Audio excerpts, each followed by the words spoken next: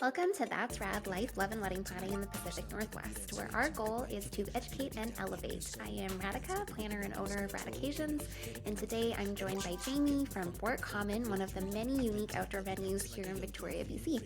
Welcome to the show, Jamie. Appreciate you joining us today. Thank you so much. I'm just so honored to be asked to be on your podcast. It's a pleasure to be here. I felt like it was a no-brainer. We've worked together for how many years? I've lost count. I know. I was thinking back to our first wedding, which must have been the summer of 2018, which is when I first began at Royal Roads. Going back 7 years, I think there was a little gap there because some Yes. global event happened, but Oh, I know. well, whatever that was. What was But yeah, that? I know. But yeah, no, we have been. I think probably you and I have worked together on the most weddings, at least that I've hosted at venues. Yeah, And we've been got a it's good run going. And you're in the office right now? in the office right now. Yeah, it's been a bit of a crazy morning. We've got some tenants moving in, so I've tried to huddle away somewhere quiet, away from the hustle and bustle. But Well, I really appreciate it. And you did mention that we were at Royal Roads together, and you were in the capacity of a venue coordinator, just as you are at Fort Common. Can Mhm. you tell me between the two venues if you know of any similarities or differences? Yeah, for sure. I mean, the two venues between the Fort Common and Hatley Castle at Royal Roads University, two very different style venues. Um, Hatley Castle, obviously one of the premier wedding destinations in BC. It's a bleeding castle, for goodness sake. Like, it is incredible. It's absolutely stunning. But along with being a wedding venue, there are a number of different stakeholders there. Of course, it's situated at Royal Roads University. It's also a National Historic Site, so there are a number of stakeholders that that have kind of competing access to the castle, and you've seen that on wedding days. Um, it's a management of all the different activities that are happening on that beautiful campus with weddings. Whereas the Fort Common, we're an urban courtyard located right downtown. A very different style. Whereas Hatley might be a little bit more formal and quite grand and elegant, the Fort Common perhaps is a little bit more casual. It's open air, a little bit more quaint perhaps. But in terms of like the similarities, from a venue coordinator perspective, I'm always working with people who use the spaces. So like I said, at Royal Roads, you've got tourists, you've got students, all sorts of people on campus all the time. Whereas here at the Fort Common, the courtyard is situated in the middle of a commercial block, and this commercial block has units that back up onto the Fort Common. So my job as the venue coordinator is to work with tenants to make sure they're aware of what's going on. And on wedding days, that's very, very important because we don't want anybody bursting out through a back door during an important vow or first dance. And so, as with most venues, it's just managing the people that use the spaces. 100%. And I think it's really fun though that, like the people from the restaurants that are backing into it when we're setting up are kind of looking around and seeing what it is that we're doing, and then Yeah. they really want to know what's going on before they have to close their doors. Yeah, totally. And I mean, the Fort Common being the central part of this business district, it acts as kind of like, a central community hub. And so our tenants are fully on board. They love the fact that we do events and weddings back there, and they love kind of poking their head out, like you say, before everything is set up and good to go. And they are very, very respectful and understanding and know when the space is closed off for our couples. Yes, it's Yeah. been amazing working with them, and it's nice that I can just go pop in and get a taco if I want to. Exactly, right? Yeah, you spoiled for choice when it comes to good food on the block, for sure. Definitely. So Yeah. you've touched a little bit on the vibe of the venue about it being more casual. Hmm. What kind of couples do you find are most drawn to booking Fort Common? Yeah, that's a good question. I think we get a range of couples, but if we look at it from, say, a difference between Hatley or even kind of like a hotel ballroom or something like that, I think there is perhaps a vibe of kind of maybe chiller, calmer, the people, couples that want to perhaps flex their creative muscles a little bit. A part of the Fort Commons charm is that you kind of have this blank slate to work, right? You've got these beautiful little alleyways that lead into the central courtyard, and you've got this open air venue, and that's kind of what it is. We don't provide too much. We've got some tables and chairs, but it is really a space that couples and planners like yourself can put their own imprint on. And so I often find couples that maybe have an eye for design really like working at the Fort Common because they get to flex that and be really creative. And there are really no limitations as to what you can do in that space. So I've seen it all from kind of like the minimalist to the extravagant kind of funfair kind of weddings. So in terms of the couples that approach us, we get a wide range, and it doesn't work for everybody because there is a lot of work that goes into, making the venue a wedding venue. And so for some couples, they want something that they can kind of walk into. It's kind of set. They've got a production team that can help set it up. Whereas, Rad, on the day of a wedding, it really falls on the planning team to kind of bring the venue to life. And that can take a lot of work. So, yeah, it's basically like building a venue from scratch, but you have built-in washrooms. And we have built-in washrooms, which is nice. Yeah. Yeah, which I think is like half the battle when you're planning like a backyard style wedding. It is. Yeah, I know. I heard you talking about a previous podcast about the rental bathrooms, and that's so useful. But yeah, having actual washrooms, they're just expensive for couples as well. Right? Like Definitely. It's a big outlay. Yeah. Yeah, and then the nice thing too is that there's built-in power as well, so you don't have to worry about having a generator. Definitely. Yeah, all those things to think about. So, when a couple is touring a venue like yours, what do you think that they should definitely plan for, definitely ask? So a big consideration at our venue is always catering and the style of catering that you want to do. One of the nice things about our venue is that we don't have any restrictions on caterers. You can kind of work with whoever you want, whether it's Truffles doing a plated meal or if you're ordering pizzas from Domino's. You can do that, but if you're wanting to do a meal that is a little bit more involved, you certainly want to consider a caterer that can be mobile, right? And discuss what the options are in terms of a kitchen and how they would set up. So no kitchen facilities on site. We're quite limited in that respect. So that's a big one to ask. I always try and push our preferred vendors as well, and so the biggest thing with the Fort Common is working with wedding planners like yourself, and so we really try to push people towards our preferred vendor list, people like you who have worked at the venue before, but we're open to any kind of professional planner, and just imparting the awareness to couples that it's a build out like we just discussed, and so there's quite a lot of work that goes into prepping it for the day. So that's another consideration. Power sources are a big one. I know you and I met recently. We've got a wedding coming up that I'm super excited for, and you've got a band playing. But just being aware of the power draws, and it's not something that's always top of mind, but things like lights, things like warming ovens, they have big draws, and most venues only have limited power capacities, and so just having a power plan is really important at a venue like ours. Other things to think about are liquor licenses. Well, our venue is not licensed. However, people simply apply for like a special event permit, which is very simple to do, which allows them to serve. Other things to think about would be parking for guests. We're nice and central. We're right down on Blanchard Street at Fort, so there are a lot of parking options downtown for guests, but ensuring that, particularly if you've got guests from out of town, knowing where we are, knowing where the parking is, that kind of thing for sure. Yeah, sorry, go ahead. I was just going to say one other thing, of course, being an outdoor venue is the tenting consideration, right? And I know, you've encountered that a lot. For those peripheral months, we're open May to September.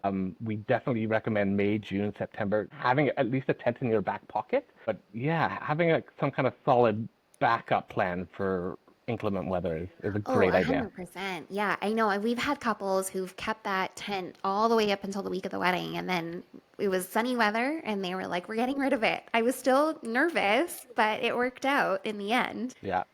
I was also going to say with parking, I think it's really important to have parking for your main vendors too, so they're not circling the block looking for somewhere so that they can load in quickly and easily. I feel like that's something that's a really big oversight when having any sort of event downtown. Yeah, that's massive, and that's absolutely where, people like yourself and planners come into play to schedule those vendor load-ins, having everybody show up at 10 a.m. at the same time just creates a big backlog, and we don't have a huge amount of parking on site. And so, having a timeline for when vendors can arrive is super helpful for sure. So what is the thing that you think that people are most surprised about when they host an outdoor wedding? And you may have already said it, but there might be something that I'm not thinking of.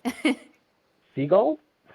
Actually, Honestly? that is a good point. Seriously? The dang seagulls? No, we do a lot of work actually to like seagull proof our property, but we're downtown, we're a coastal city, and so there are seagulls and things like that to consider. Perhaps not the number one thing, but Yeah. I think wind is something to be prepared for. I know you've seen that. It's even though we're kind of like tucked away, it always seems to be a little windy. It usually picks up in the afternoon and dies down in the evening, but just being prepared for that and having decor that is adaptable to an outdoor 100%. environment is Yeah. massive. The number of times I've seen tablecloths kind of blow up and knock down all the beautiful table decor. So just like even things like clips, just clipping it until that wind Yeah. dies down. And I know it's not the prettiest thing in the world, but it helps. So yeah, wind is always a big one. And then of course downtown is just being aware of the urban environment. So that's another thing that I try to make couples aware of. The Fort Common is a downtown venue. You're going to have urban noise throughout the course of the day and the evening, and so you have to kind of know that you're getting into that. There may be sirens, right? There may be cars and things like that. There may be construction noise. So Do you think there's a specific vendor or services that are really important for Common, like it's a non-negotiable? Yeah, wait, I mean, beyond a wedding planner, which is written into the contract that couples do need to use just because we don't have any kind of in-house event planning services, there are a few that are really important. So, we work very closely with companies like Victoria Party Rentals. I think they are here every weekend in the summertime because they provide pretty much all the tables and chairs needed for any kind of reception. So they're hugely important. Peterson's, of course, as well. Decorate Victoria are very, very important. So vendors, when it comes to decor, furniture, are super, super important at the Fort Common.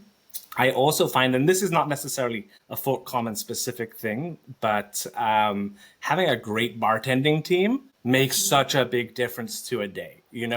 I know it can be appealing to some couples to, have Uncle Albert slanging some Luckies out of a cooler because it's a cheap thing to do and it's fun. But, when you have a bartending team led by professional people, it really makes the guest experience so much more enjoyable, I find. Working with people like Andrew at Twist, we love. They've been here a lot. Cabinet Mobile Bar, really great as well. Shout out to them. And then, of course, the caterers, which I touched on already, just caterers that are mobile and can accommodate this kind of like satellite setup. I have a lot of people ask me whether food trucks can be used at the Fort Common, and I love the idea of it. It's such a great concept, and you would think, outdoor venue, yes, but we're really tucked away down these like quite narrow alleyways, and so it's a little trickier. So I always say to people, as long as you're working with a caterer that can kind of like pick up and move into the common, it works really well. Definitely. And actually, we're going to be working with Bubble Bus this summer. Oh, nice. And I'm really excited to see how their vehicle is going to fit down the alleyway. I think it does fit. We've had them before, so I can assure you that they're gonna squeeze in with no problems. Fantastic. And yes, having a good bartending team is really important. I think anywhere that you are, it really helps with the level of cocktails and even mocktails that are being served now, because I feel like a lot of the times the non-alcoholic beverages can be an afterthought. Yeah, that's a really good point. Yeah, for sure. Instead of just having some bubblies or whatever, or canned mocktails, having some actual lovely crafted mocktails is lovely for guests. I agree. Definitely. Yeah, and I know some people will just say it's, just fancy juice, but I still like a good mocktail. Hey, if there's ever a day for fancy juice, it's a wedding day, right? So Exactly. So I was taking a look through the Fort Properties website, and I noticed that Fort Properties is part of BC Green Business. yeah. So how do these practices make their way down to the venue level? Yeah, that's a good question. So we were certified kind of as Fort Properties and kind of our in-office kind of practices. However, that filters down to the Fort Common in a number of ways. I mean, you'll know that we unfortunately don't have any kind of waste or recycling options for our guests. We do ask that everything is kind of brought off site. And to that end, we really try to impart on guests to recycle, of course, and lower the amount of garbage that they're generating. And that's helped by working with vendors that provide things like glassware and cutlery and dishes and things like that, and avoiding the use of single-use cutleries, plates, things like that. We really discourage the use of single-use balloons, and there are so many great options now for like biodegradable balloons that people are using. We love to see that. And then something that I've kind of got into or started to do this year is connect people with vendors who are listed on the Kinder Weddings directory. Right, what a great thing that they're doing over there, and so I know you're part of that, and so yeah, directing people to responsible vendors is kind of tied to the whole BC Green Sustainability Initiative. And I've definitely noticed when working a wedding, depending on where the couple is from, will depend on how much garbage I have at the end to take off site. It seems to be more of a focus here for couples that are from the island and in BC than it does sometimes for somebody from Alberta or Ontario. And I found that really interesting. I know you probably don't see all of the things that we're taking off site.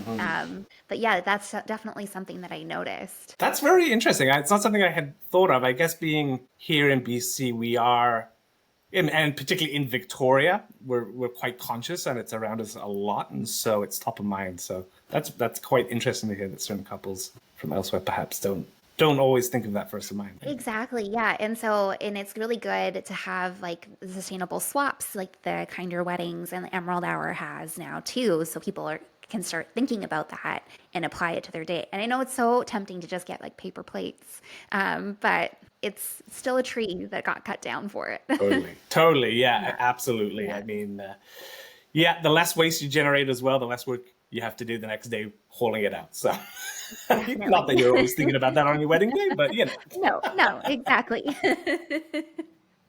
So I know we've seen lots of different iterations of how the venue space has been used.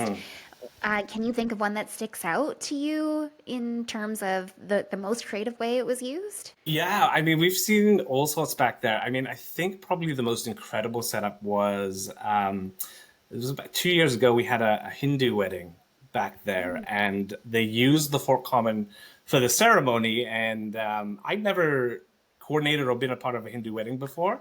But they had a mandap in the center of the Fort Common, but they covered the entire courtyard, which is 3,000 square feet, in kind of a thin layer of foam, and then put down sheets. So guests would enter, they'd remove their shoes, and could be barefoot in the ceremony space, which was just like incredible. I was like, how are you guys pulling this off? They did it. It was beautiful.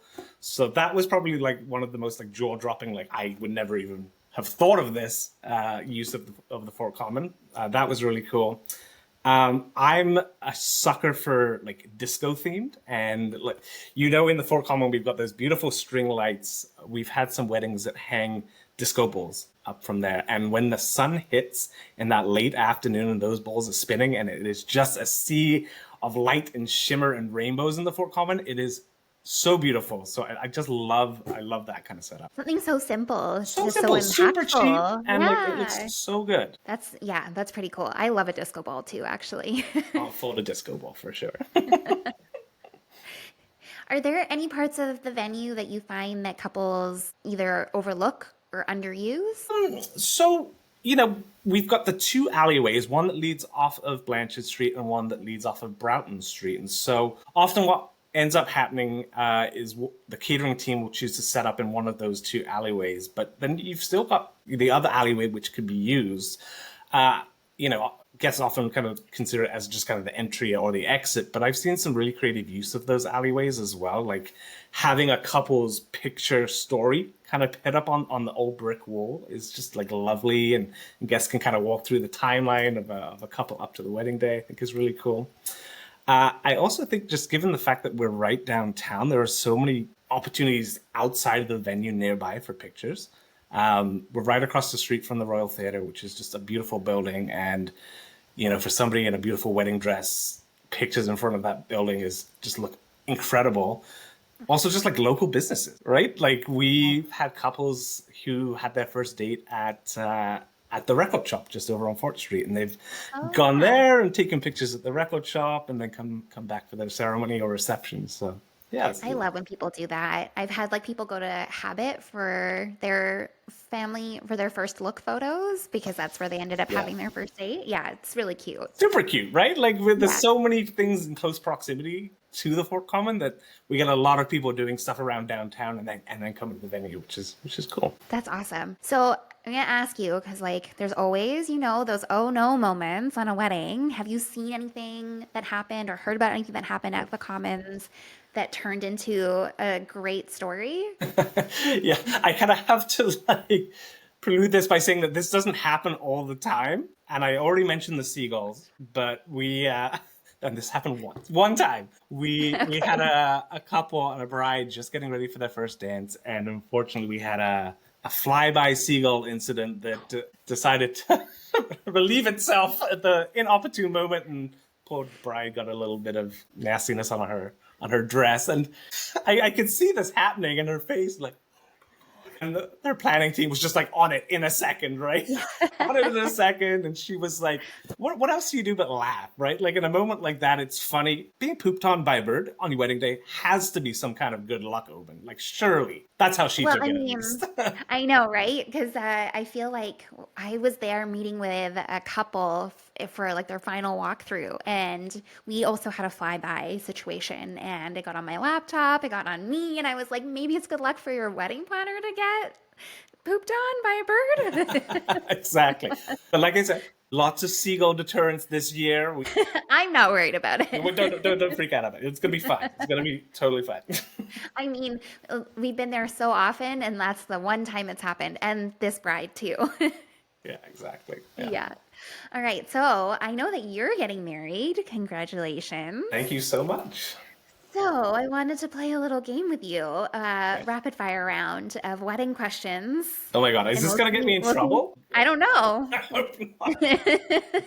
Okay, here we go. Tent or no tent? No tent. I would prefer, I just love the idea of open air. I mean, I tell my couples you want to have a tent, but everyone loves the idea of open air and the string light. I prefer no tent personally. That's fair. Daytime or twilight ceremony? Ooh, probably daytime. To allow a little bit more time for your reception and then dinner. Yeah. Okay, mountains or meadow? Tough one. I know what my fiance would say. She would say meadow. I'll say meadow. I love the mountains, but she would say meadow. So yeah, we'll go with that. I mean, you can go do some like engagement photos in the mountains. Yeah, exactly. All right. Would you go with having your pet at a ceremony? Yes or no? Actually, do you have any pets? My fiance has a dog. Yeah, she doesn't live with us. She lives with her mom, but I do. Love Kona, wonderful dog. Just a little bit unruly from time to time. She probably will stay home, to be honest. So we'll go with no pets. Okay. Yeah. I guess we should ask Angelina about that. Yeah, exactly. From Brides with Dogs. Yeah. All right, cake or donuts? Donuts. I think, yeah. We've been having this debate about cake or what we want to do. We're leaning towards maybe cupcakes. I know you had Abe on here recently, and he was like, "Yeah, I love the cake, For me,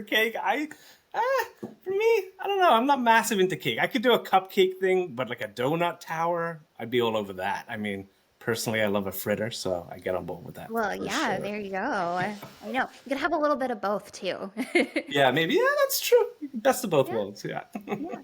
All right, plated or buffet? Ooh, buffet. Yeah, buffet. I think it just creates a little bit more excitement and a reason for people to get up and a little bit more choice for people as well. Yeah. Yeah, especially if there's like a lot of allergies. I've been finding that a lot this year. That's a great point. Yeah, exactly. It's a lot more adaptable for sure. Definitely. All right, last one.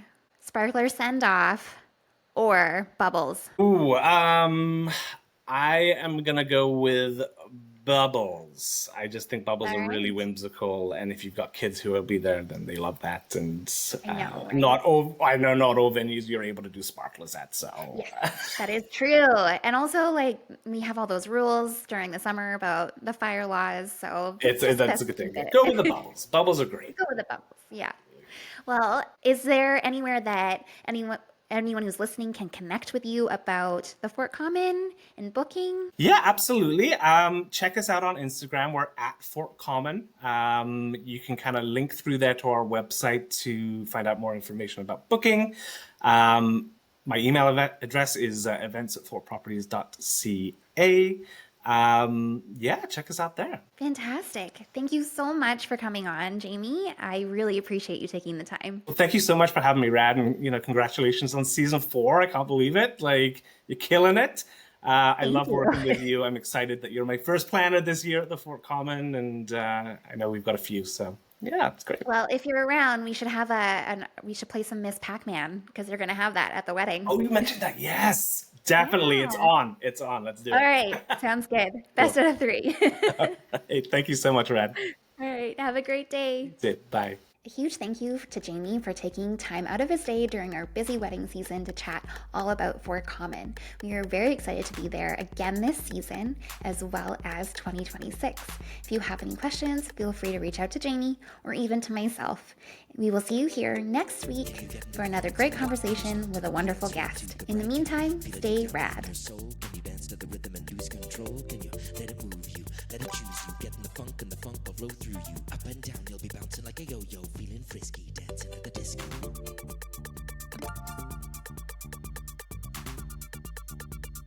Let's get up and down.